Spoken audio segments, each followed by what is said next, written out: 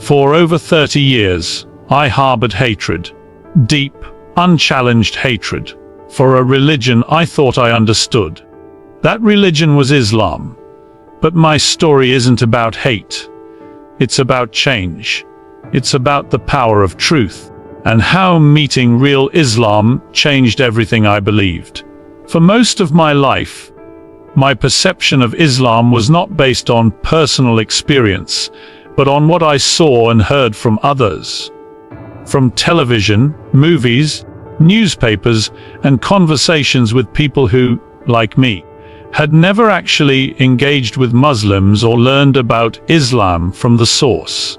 From the 1990s onward, Islam was painted in the public eye as something foreign, dangerous, and violent. Every time there was an act of terrorism somewhere in the world, the word Islam was always part of the headline. I was fed a steady diet of fear. Images of bombings, masked men shouting in a language I didn't understand, and angry crowds burning flags. No one around me questioned the narrative. It was just accepted Islam equals danger. As a result, I developed a deeply rooted bias. I wasn't born hating Muslims, but slowly, without even realizing it, I began to associate the faith with everything I feared. It wasn't just suspicion. It turned into disgust. I began to see Muslims not as individuals, but as a collective threat. I didn't think about their families, their hopes, or their pain. I only saw the worst images I'd been shown over and over again. I remember how I used to talk about Islam. With sarcasm, with contempt. I would scoff at people defending Muslims, accusing them of being naive or brainwashed. I thought I was the informed one. I thought I was protecting my values by being critical. But in truth, I had never done a single thing to understand the religion or the people who follow it. I never questioned whether the media had an agenda, or if I was just repeating someone else's script. Part of the problem was also cultural conditioning. The environment I grew up in didn't challenge bias. It reinforced it. Jokes about Muslims were common. Fear-based political speeches were applauded, and any effort to defend Islam was seen as unpatriotic or dangerous. If a Muslim did something wrong, it was because of Islam. If a non-Muslim did something worse, it was mental illness or a lone wolf. I absorbed these double standards without even noticing. Looking back, I can see clearly that my hatred wasn't based on knowledge. It was based on fear, ignorance, and a lack of real connection. I never met a Muslim who represented the caricature I had built in my mind, because that caricature didn't exist. I had created a monster out of shadows. Hate doesn't always come from evil.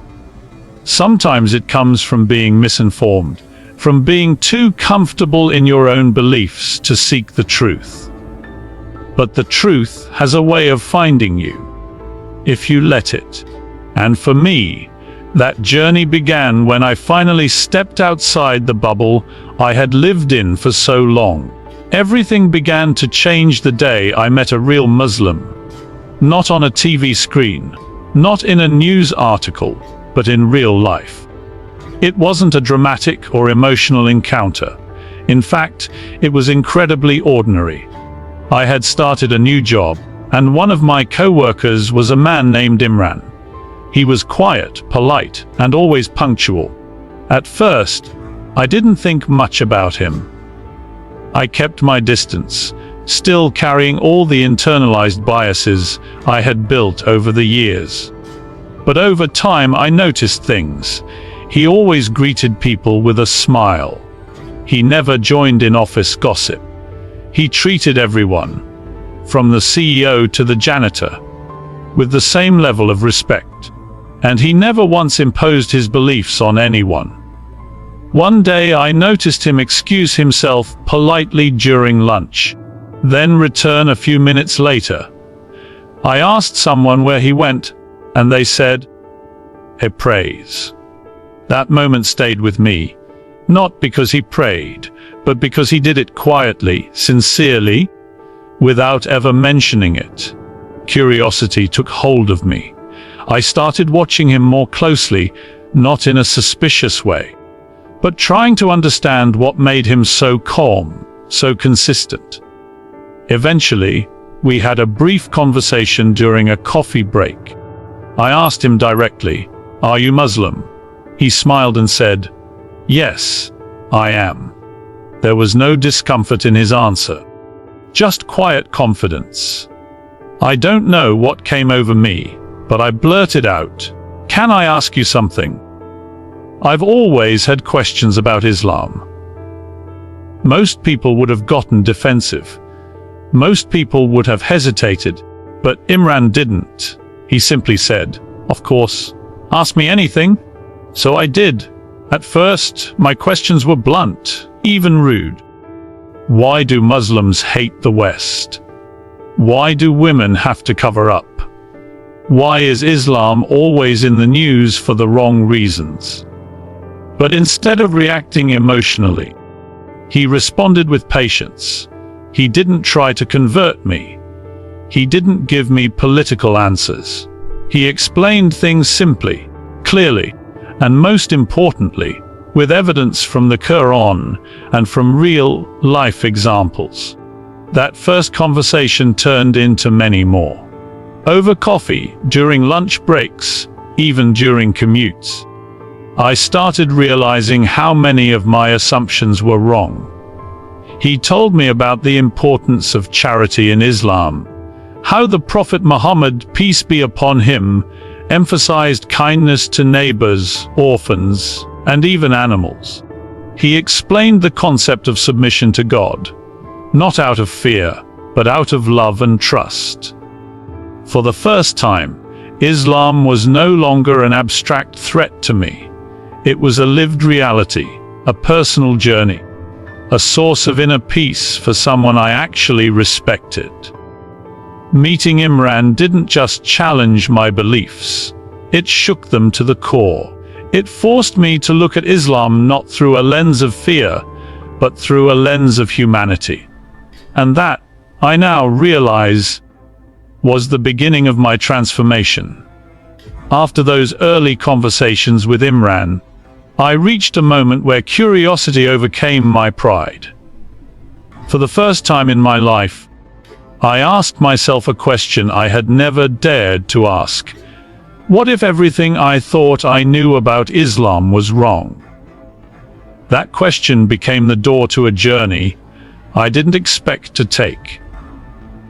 One that led me straight to the heart of Islam itself. Instead of watching more news or listening to the same voices that had fueled my hatred for years, I decided to go to the source. I started with the Quran. I was hesitant at first. Part of me still feared I was dabbling in something dangerous. But the more I read, the more I realized how little I truly knew. What I found wasn't a book of war or hatred, as I had been led to believe, but a book that constantly spoke of mercy, reflection, justice, and accountability. One of the first verses that caught my attention was, "Indeed, Allah commands justice and good conduct and giving to relatives and forbids immorality and bad conduct and oppression." Quran 16:90. That didn't sound like a religion of terror. That sounded like the foundation of a healthy society. I also learned that Islam itself means submission to God's will, and that one of God's most repeated names in the Quran is Rahman, meaning the most merciful. In fact, nearly every chapter of the Quran begins with the phrase, "In the name of Allah, the most gracious, the most merciful." That simple phrase changed everything for me. It didn't match the stereotype. It challenged it. Then I began reading about the Prophet Muhammad, sovereign peace be upon him. Again, the contrast was striking.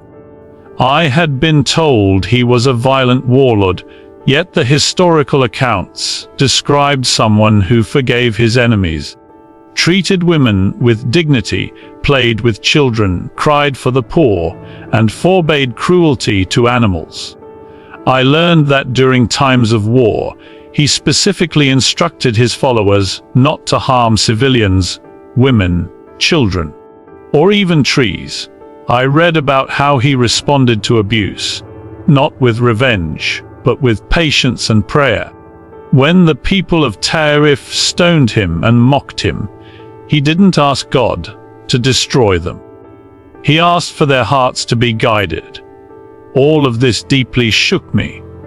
I had spent decades believing Islam was a threat, and now I was being introduced to a religion that centered on submission to the Creator, inner purification, social justice, humility and compassion.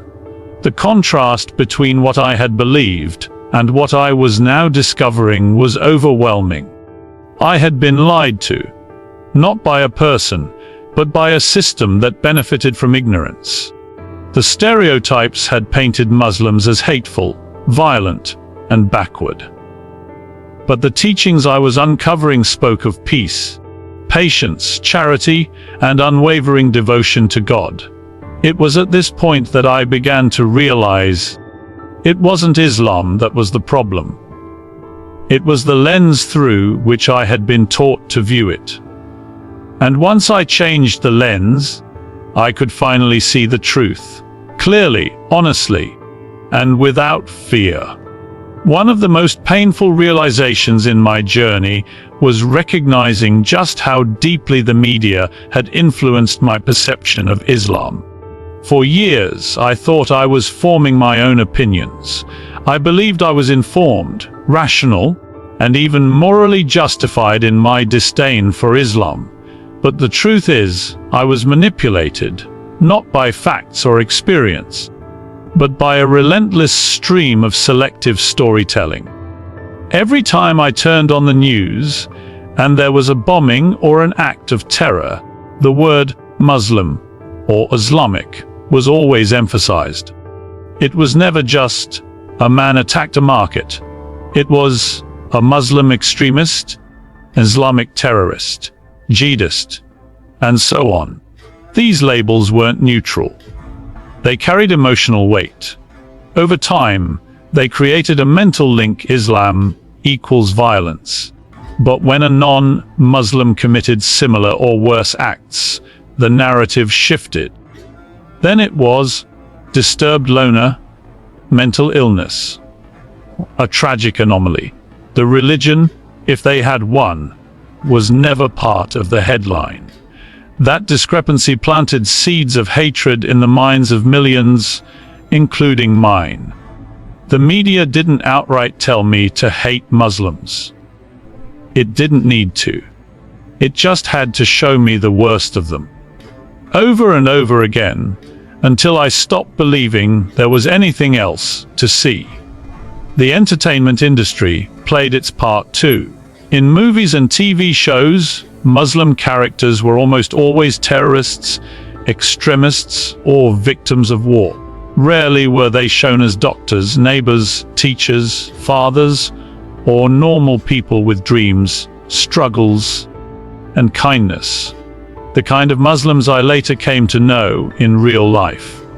When your only exposure to a group of people is through stories that villainize them, you begin to believe those stories are the full truth.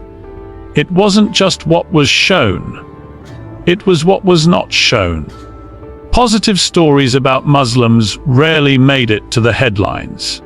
You don't hear much about the Muslim volunteers feeding the homeless, the Muslim doctors running free clinics, the Muslim students excelling in academics, or the Muslim families who live peacefully, raise their children, and contribute to their communities like anyone else.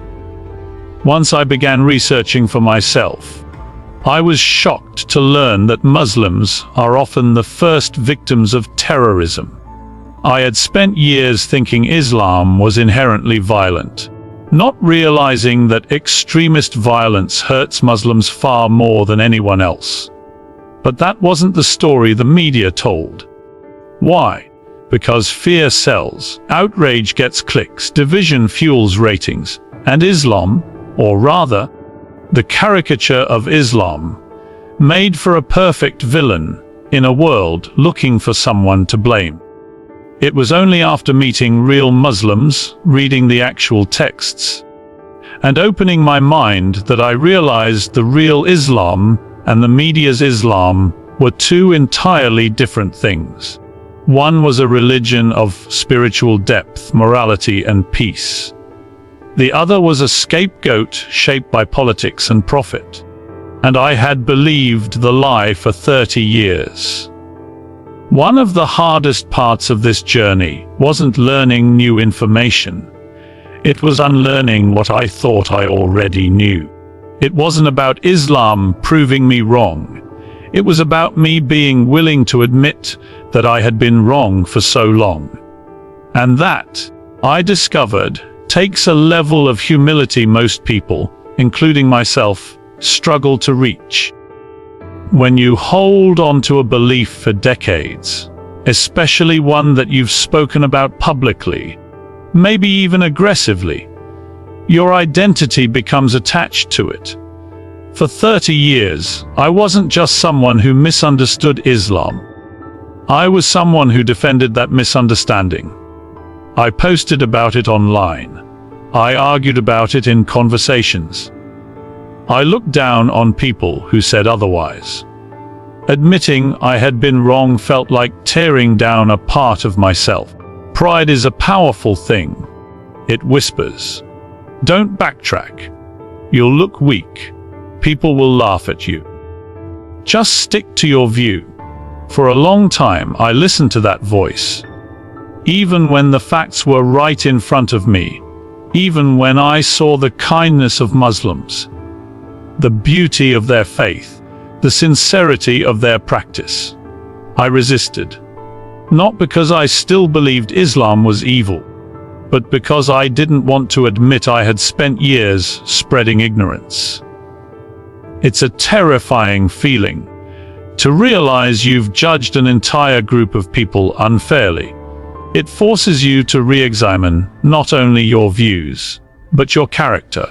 How could I have been so arrogant, so closed-minded, so sure of myself, without ever questioning the source of my convictions? There were moments when I felt ashamed, not just of what I had believed, but of how I had treated people. I remembered the jokes, the dismissive remarks, the way I rolled my eyes when someone tried to speak up for Muslims. And the worst part, I thought I was being brave for speaking the truth, when in reality, I was just echoing fear-based propaganda. But slowly I began to embrace that discomfort. I realized that growth doesn't come from being right.